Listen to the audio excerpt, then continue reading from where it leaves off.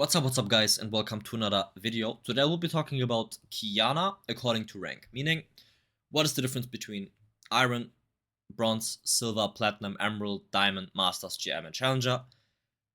What differentiates Qiyana players in each rank, and I will be explaining how you can get out of it. Personally, this is just my opinion.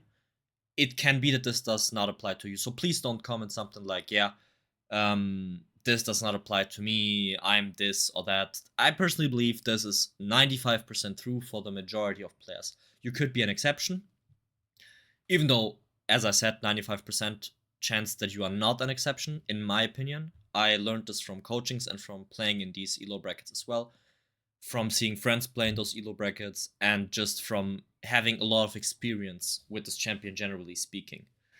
So yeah, I think we should just get started, and we should actually define Qiyana levels based on rank, okay? We have a beginner level here with Iron. Starting off, people are new to the champion most of the time. There's an exception where people have multiple thousand games and are just stuck because they really like playing with friends. They don't really care about rank, they just play normals, right? But then we are just like not talking about people really considering playing ranked anyways, so they don't really apply. But if you really try to climb and you are an Iron Qiyana, most people either have like outside game issues. Obviously, this can always be the case, so I won't mention it every single time. But they could have really like bad net or something. Maybe also a really bad PC. This is always something that comes into play, but I won't mention this throughout.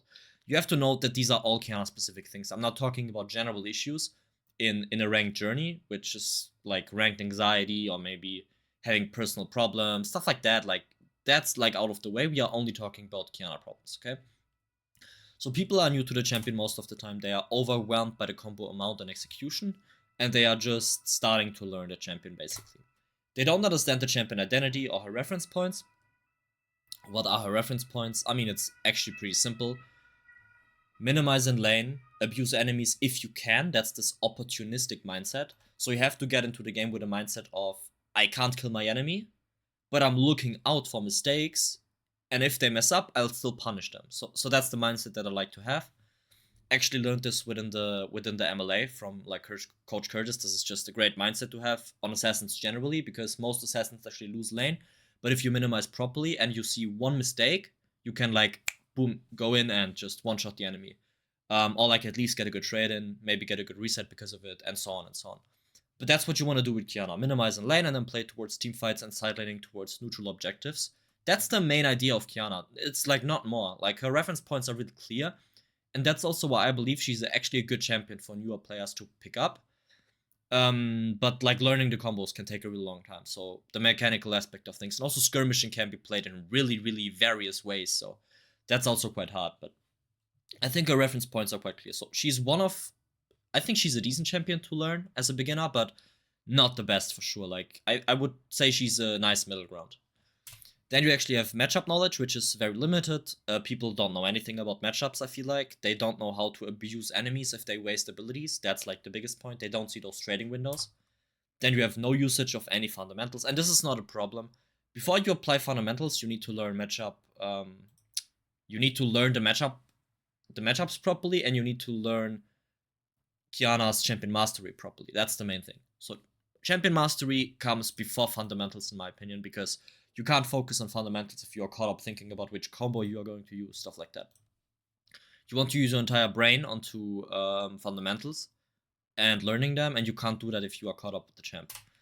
How do you fix that? I would say play 200 to 300 games more. Guys, this is not as much as it seems. This is 3 games per day times 30, which is 90, which is times 3, 270. Meaning after 3 months, you actually have 270 games on Qiyana. If you play 3 games per day, and most people play more than that, right? And that's 1.5 hours a day. So I think that's definitely doable. Even with 2 games, you are getting there. So this will give you a lot of improvement already. Then you watch better players, you practice in practice tool, and that will actually get you out of the silo immediately, I think, from my personal experience. Learn key combos, trading patterns, as I said, and then basic understanding of her matchups. You don't have to go in depth with every single matchup and min-maxing runes and stuff like that. That's not important, but definitely basic understanding of her matchups. And also, I think runes and items are not as relevant as fixing your gameplay for this elo, especially. Then we have bronze. With bronze, people are slowly getting the hang of Qiyana. They are learning. They are in the learning phase of her matchups, and I would say that in most matchups they have a surface level of knowledge regarding how good they can actually like play matchups, which matchups they are winning, etc. The problem with bronze, I personally feel like people are playing the lane wrong against them. So if you play Qiyana against Syndra, for example, right? What's happening is that Syndra will not execute the lane properly, and that's why Qiyana can abuse it in lower elos. And as soon as they climb, they will actually get stumped because, like, the Syndra player obviously gets better, and then you actually have a problem. So it's hard to learn the matchups properly because the enemies are not executing it properly. So this is something which actually happens a lot. I have a client within like one of my coachings, and what happens is that I tell him, look, this is how the lane is supposed to go. Syndra is poking you out. She will hold her QE. You can't really ever engage. You have to bait her Q and her E by walking up to minions and pretending to hit them, etc., etc. And then I watched the gameplay, and this is not happening at all because obviously Syndra is not executing properly at all. Like, she's just wasting abilities all the time on the wave, for example, and just doing nothing basically. And then it's like hard to learn the matchup, obviously, like properly, because people are playing completely different in bronze. So other things are actually much more important here. And then you actually have to start to know her basic combos and learning how to execute them. So learning combos and trading patterns is really important in bronze, especially. I think you can abuse enemies a lot here because they just misstep. They misstep all the time. Fundamentals are not relevant still. I think still that champion mastery is the most important thing here. 100%. I would argue with everyone that champion mastery, especially on Qiyana, is just really, really important. People slowly start to know about basic patterns of her identity. So that basically means that they start to get some knowledge of how to play team fights, how to play around your abilities well, and also start side laning here and there. So they are actually getting the hang of it slowly. And then you have the realization that Qiyana is going to be really hard, and people are considering to OTP or main her. And this is where people go two routes. Some quit it, and some just keep going, right? And if you keep going, you will have a hard time, but it will pay off eventually, and it takes a lot of time. How do you get out of bronze? In my opinion, you just have to keep the process up, keep playing, keep going, and the better you get on Qiyana specifically, like mechanically, and the better you learn her matchups, the better, like the quicker you will get out of bronze, because your lead will be so big that you can easily win mid to late game. I think when you are in silver with Qiyana, you are really committed for sure. I don't have a single silver player that is, like, how can I put this? That is not trying to climb properly with Qiyana. There are some that are like playing with friends a lot, but as I said, I'm not really mentioning those within this video. It's really about people that are trying to climb. So people are actually accepting the fact that Qiyana is a hard champion, but they do want to OTP it and they still enjoy it, even though it's a hard route. So they are on a good way. And then you have the fact that matchup understanding is slowly getting better. They are having some first decent wins actually, and also still losses along that. It's like hard to say, like the gap is like quite hard between good and bad games, right? So there's no consistency basically, but they are slowly getting there and they are learning it, right? So that's actually how I see silver personally from my own experience. Then you have the fact that I personally think fundamentals are still not relevant. I still think that champion mastery is still like the biggest issue for this elo bracket specifically. And within that, also like knowing her identity, it's like getting clearer slowly. It's better than bronze, obviously, but they know a lot more. I feel like if I coach a silver player, his knowledge is actually not that bad. Like if I point out something and say, look, this situation right here, what did you do wrong in this specific case? Like what could you have done better? Most of the time I actually get a reasonable answer from bronze players, 100%. So that's something you actually have to note, but it's hard for them to execute upon the things that they are actually saying, okay? Yeah, and there's a higher acceptance of the long journey that's ahead. That's basically what I mentioned before, right? The decision to OTP Qiyana has become more clear. So how do you get out of silver? You just have to min-max your laning even more. I personally believe till gold, till platinum emerald, I would say till gold, emerald, your laning is still the biggest issue. Like the first 10 minutes of your game is huge. I see this every single review. Every single review. Either it's one bad roam, it's a bad skirmish, or it's a bad trade that destroys their entire lane, or multiple bad trades. And then the game is basically over, right? So I still think that laning and the early lane is the most important factor here. Exactly, we are still in the mechanical learning phase. I completely forgot that bullet point. Let's move on. We have gold next. So as a gold player, I feel like half of the matchups are really, really clear. I would even say most of the matchups are known well on a surface level, but there are still some big gaps in knowledge in some matchups, okay? Combos are on the slower side, and the selection of combos is especially poor in this elo, I feel like. This is actually getting better, like the combo execution, but the combo selection is actually quite horrible in this elo bracket from my own experience. But you have to say, as I said, this is just my personal experience with coaching clients. This could be wrong for others, obviously. By the way, guys, when we are talking about coaching, make sure to check the links down below if you are interested in getting a one-on-one with me. Let's move on. Not using Qiyana's reference points at all around win conditions, meaning that people know about reference points from Qiyana in gold, I feel like. Like, it's getting really, really clear. But executing upon it is, like, really hard. They can only do it in, like, few games, in exceptions, basically. So people don't really know how to play. So what I see with gold, for example, this is a really good example. Let's say they have an enemy under the tower, right? And dragon is coming up. I can guarantee you in 10 out of 10 cases, the gold player will flash the mage like under the tower instead of going for Drake with R and getting a 4-man R there, getting Drake and maybe like 3 kills. I can guarantee you, like, or let's say 9 out of 10. Yeah, okay, but you get the point, right? And that's what I mean with playing around reference points properly. So yeah, this is something I see a lot in gold. Then you actually have the fact that they are still caught up learning the champion. They are getting there. Like, gold is a decent level of Qiyana mastery, I think, but they are still caught up learning the champion properly. So they are not 100% there, and there are still major mechanical issues, I think, but definitely much better than in silver already. The champion identity is not entirely clear. As I said, this is what I mentioned with playing around her reference points. And then you also have the fact that they are slowly learning about fundamentals, wave states. This is getting more relevant in gold, I think. I mean, it depends on the player, of course. But you have like two types of players. One is either like really good mechanically already in gold, but doesn't execute fundamentals at all, or they are really like mediocre mechanically, but they know how to execute upon fundamentals on a like okay level, right? So these are the differences that you actually have in gold. And the first 10 minutes, in my opinion, are still the major problem. As I said, major mistakes, they add up and make the mid to late game not as relevant as a learning goal, in my opinion. So still, fixing the first 10 minutes is the most important thing for most gold players. Let's get into platinum, guys. It is getting a bit closer to the top here.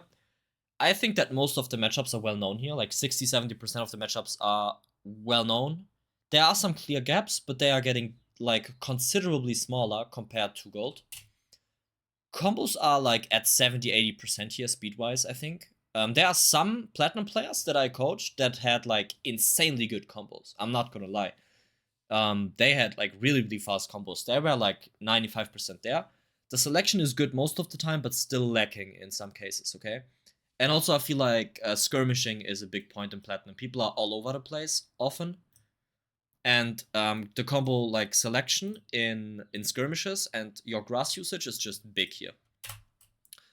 Not using Qiyana's reference points at all around win conditions. So this becomes more relevant in plat because people are actually getting better in lane, right?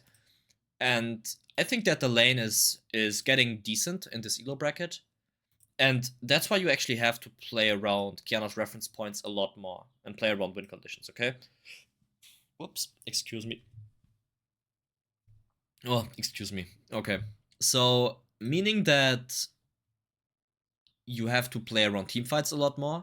You have to use your team to basically play team fights properly, okay? And learning how to play team fights and skirmishes will actually get you out of platinum, I believe, personally. Min-maxing the lane can help, for sure, but I think if your lane is at a decent state in platinum, for most people, playing skirmishes and team fights properly really helps, and you can have that as one learning goal. Okay. People still have a killing mindset though, and that's exactly what I mean with not playing around win conditions and reference points. So that's actually a really big point. People just want to kill, and since they are getting better at killing and it gets really satisfying slowly, it's like really hard to get rid of that mindset. Then you have the fact that they're slowly learning about her identity. They are actually I would like correct this. They are already like there. They know her identity. And they are able to execute upon it, but not in every case. I still think that there's like a big gap between like really good performances and like mediocre performances. But there are fewer really bad performances in Platinum, I personally feel like, because as I said, people are getting better at the champion. Then you have the fact that they're using her kit to execute fundamentals poorly. They are starting to do it 100%, and there are some players that can do it to a decent extent. But overall, I would say the fundamentals are not executed at a like decent level, okay? So holding waves, stuff like that. I still see people that are not freezing with Qiyana at all. And if you freeze with Qiyana, you can just run people down the lane. It's just really strong, for example. Obviously, this depends on the situation. You can't generalize this, but just as an example. And then you have like major mistakes mid and late. Since the lane is getting better, they are getting to mid and late more often. They are not losing games as fast. But actually playing mid to late with Qiyana can be really tricky, and they don't really know how to do that most of the time. So I see a lot of Platinum players throwing the game mid to late game in my reviews with them. Alright, then we have Emerald. Emerald players are actually really good. I am not going to lie. Emerald players are really good, generally speaking, and it's a really hard elo bracket to get out of. People know most matchups well. Knowledge gaps exist, but they are really small, actually. I feel like in Emerald, the knowledge of matchups is really damn good. The execution is not perfect all the time, but I think they know about it. If I point something out to an Emerald client, they instantly know, yeah, my bad. I didn't use E auto Q there, I used EQ, for example. Stuff like that. They immediately know. They have a decent usage of combo, execution, and selection. It's not perfect, obviously, but it is getting there. I would say the execution is actually pretty damn good in Emerald. The selection is still lacking. I generally think that the combo selection is a bigger problem than the combo execution, in my personal take. But they are not using Qiyana's reference points well around win conditions. And guys, this is, by the way, how you get out of Emerald. I can promise you, if you do a small analysis of the game before the game starts in Champ Select, or already in how's it called? Loading screen, you have to identify win conditions. How do you win the game? What does the enemy team have? What does your team have? I personally believe that laning, knowing matchups, is not the biggest problem for Emerald. I personally believe that not using Qiyana's reference points around the win conditions is the biggest point here. As soon as you learn that, your gameplay will elevate so hard. So that's how you actually get out of Emerald, in my personal opinion. And that's exactly what I mean with mindset shift starts. The mindset shift starts from killing people, right? To actually winning the game. So in Emerald, you are starting to learn how to win the game properly, how to actually explode the Nexus. Then you have the fact that they are using her kit to execute fundamentals poorly. Actually, I would remove this word because it's not really poorly. It's okay. They are getting better at it, for sure. But there are still some major mistakes. For example, not pushing the wave in the right time. And still not holding a wave here and there. But it is definitely much better than in Platinum. But remember, this, for example, for me is not the main issue for Emerald players. I really feel like not playing around win conditions properly is a bigger issue here. Especially when you get to higher Emerald brackets, right? And I feel like Emerald players have a surprisingly low ego, especially. I actually have to mention this. But they are like really depressed because Emerald is insanely mentally draining to actually climb out of, okay? You have to note this, like Emerald is really hard to climb out of because the level of play is quite good, and there are some Emerald players that are from a mechanical perspective are definitely like Diamond 2 level. I'm not even kidding. But just being an Emerald like really messes up their mental, and that's why it's like really hard for them to climb out of. Alright, so after talking about how you can actually get out of Emerald, in my personal opinion, we can... Yeah, Yeah, obviously. And there are still huge knowledge gaps mid to late. I think this really only gets better in Diamond. Yeah, I forgot that point. Okay, and now that we talked about Emerald, we have to talk about Diamond, guys. Diamond. This is actually quite interesting, okay? In Diamond, there is really decent matchup understanding. I think there are only minor mistakes, maybe taking one or two bad trades. Apart from that, I think laning is not really an issue here. There is decent usage of combos, and I personally believe that especially in Diamond, the selection is also getting a really big level up. Then you have the fact that people are using Qiyana's reference point slightly better to win games, basically. So they are getting better at winning games, but that killing mindset still shines through here and there, okay? This is just my personal like experience with Diamond players. Then you have the fact that using her kit to execute fundamentals still lags. Actually, I would remove a lot. I don't know why I wrote a lot here. Still lags. It's not perfect, but it's like really, really decent. It's getting a lot better actually in Diamond. And this is also what like elevates you from Emerald players, I think. Like using her kit properly to execute upon fundamentals and playing around reference points. These are the 2 points that are like really, really big. And guys, by the way, Diamond players have the biggest ego I have ever seen in my entire life. Seriously, like this is holding people back the most actually. I would say fixing your mindset towards an improving mindset is really, really important in Diamond. I know this can't be applied towards every single player. Yes, it's just my personal experience with myself being in Diamond. My ego was bigger than Mount Everest, and at the same time coaching players in Diamond. Also high Diamond even, but I think in Diamond 1 it actually gets a bit better, to be honest. But this is just my personal experience with it.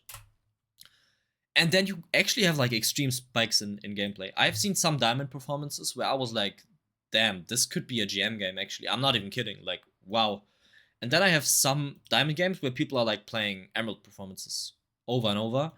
So there are still like big spikes, and I think the consistency here is really important. So getting more consistent in Diamond is like also a really big point to actually get better at Qiyana and to climb even higher. Okay, guys, we are getting to my personal rank. Obviously, I have to talk about this a bit more, right? I hope that this information will be outdated soon and that I will be able to actually climb to a higher rank. But yeah, as for now, Masters is my current rank.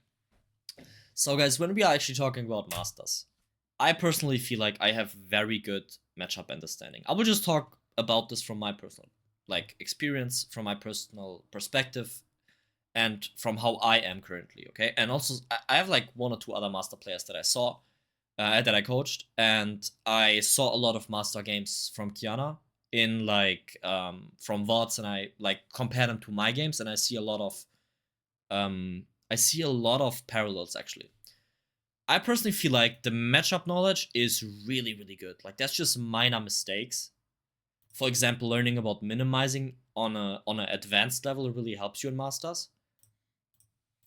So that's actually the thing for matchup understanding. I don't think this is the most relevant thing when it actually comes to climbing out of Masters. There is near to perfect usage of combos. It's not perfect yet, but I would say you are definitely 95% there when it comes to selection, or like 90% when it comes to selection, and you are 100% there when it actually comes to execution. I don't see like that many mistakes from an execution standpoint with Qiyana, right? If you are looking at Master players. I mean, actually, no, that's actually cap. I would say also 95% from the execution perspective. Then, what do you have here? You have perfect understanding of her reference points. It's important that you look at this from an understanding standpoint. I completely understand the reference points. There's no doubt about that. I know exactly what I have to do with Qiyana, right? So executing upon it, that's the issue, right? So playing around win conditions perfectly is not that easy. You are getting much better at it, and you are like halfway there, but executing upon her reference points and playing around your win condition gets even more important here, and that's what really, really differentiates a Masters player from a GM or Challenger player, I feel like, because if you can play around your reference points, what does that even mean? That basically means that your entire game plan changes. Which lane do you lean to? which side do you ward, where do you roam after shoving a wave, what do you do with your prio, etc. So these things become exceptional, like so much more relevant. It's crazy. So I know perfectly about those things if I look at a game, but it's harder for me to execute compared to a GM player. Exactly. Problems with executing upon the knowledge. And I feel like I am executing fundamentals properly. I think I'm 80% there. Actually, I would say 85, 90 maybe even. In some small niche scenarios, I have issues deciding if I should hold a wave, maybe like push it, or should I be following a roam, etc. And guys, I personally feel like in Masters, it's very individual. You have very individual problems and issues for a specific elo bracket. Okay. This is like, how do I explain this? I think if you have 5 master players, all 5 of them have completely different issues most of the time. This is also true for lower elos, of course, but I think the problems there are more generic. I think in masters it's really individual and really specific. And that's also why the mental game is like a really big issue. So the mental game in masters is, so the thing is, guys, getting from bronze to diamond is exactly as hard as getting from masters to challenger, I would say. Like, actually, I would even say GM. Like, even getting to GM is already like really hard, in my opinion, personally, especially on Qiyana. So this is actually a thing that many people don't understand, because right here you are traveling many more, like many more elo brackets in between, but the difficulty is similar, right? And for a masters player, it's like hard to understand that this is a really long route that you have to go, and that this can take years. Like, it can take years to go from masters to GM, right? And then also holding GM, that's also a next thing. I haven't been there. I do watch a lot of GM replays though, and also challenger replays.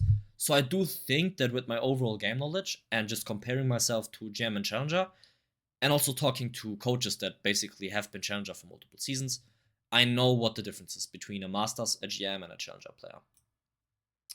And that's why those 20%ers also still happen. I personally feel like, I mean, if you don't know what a 20%er is, it's basically that still one major mistake happens in a game, at least. Doesn't happen every game, but really often there is a situation where you do make a rather big mistake. And this is completely shut down in GM Challenger, I think. The fact that you have big mistakes still in Masters is actually quite big, okay? And there are spikes in gameplay, but they do get a lot rarer. I think if you spike with in Masters, if you have a bad performance, it's like D1 performance. If you have a really good performance, it can be like high Masters, maybe GM, right? Performance-wise, obviously. And this is also why reviews become much more essential. I think reviews and coachings in Masters, and I have to point this out, are the most relevant thing ever, because having a high elo player guiding you, or not, doesn't even have to be a high elo player, but a really knowledgeable coach guiding you through this elo is extremely important, because that just saves you so much time. Because there are some high elo concepts that are really advanced and that are really hard to understand, especially if you have never been in a bracket like GM, right? So that's like really important to note. Next up, we have Grandmaster, guys. We are almost on top. Far advanced matchup understanding. If mistakes happen, they happen extremely rarely. It's maybe one bad trade once in a blue moon. Doesn't really happen often. Perfect usage of combos. I don't see many mistakes in GM with combo execution. If it's if that happens, it's most of the time like a fat fingering thing, I would say. But people know which combos to use. Obviously, it's like totally clear. And the execution is just impeccable. It's like really good. Then you have the fact that they are using Qiyana's reference points like really well. Not perfectly, but really well around win conditions, right? And there are just some really minor mistakes within their gameplay. Maybe not moving fast enough. Maybe resetting a bit too slow. Maybe losing a couple of seconds of tempo against your enemy, right? and therefore arriving too late at a team fight. So these are just really, really small things that add up, and that's why you actually lose the game. There are no big mistakes that you are doing in GM, I feel like. And if you do one of these big mistakes, wait, actually, let me see. Sorry, yeah, okay, now. Excuse me, I was just a bit confused there. So let me talk about the fundamentals first. If you use a kit properly to execute fundamentals, then you actually have a really, really, like, how do I explain this? It's essential, basically. If you don't do this, you will get gapped by your laner, I think. You have to execute fundamentals properly. If you, like, don't see a trading window in GM and you don't execute upon it, it's, like, really, really hard, I think. You have to use every single option that you have, because mistakes are still happening in GM from your enemies, I think. There can be a small misstep by a Syndra. There can be a small misstep by a Victor, right? This is just not happening in Challenger anymore, but in GM I would definitely say that happens still. Then you have the fact that people actually have no ego. I do think that there is an improving mindset. People are admitting mistakes, and they are blaming themselves before actually blaming anything else.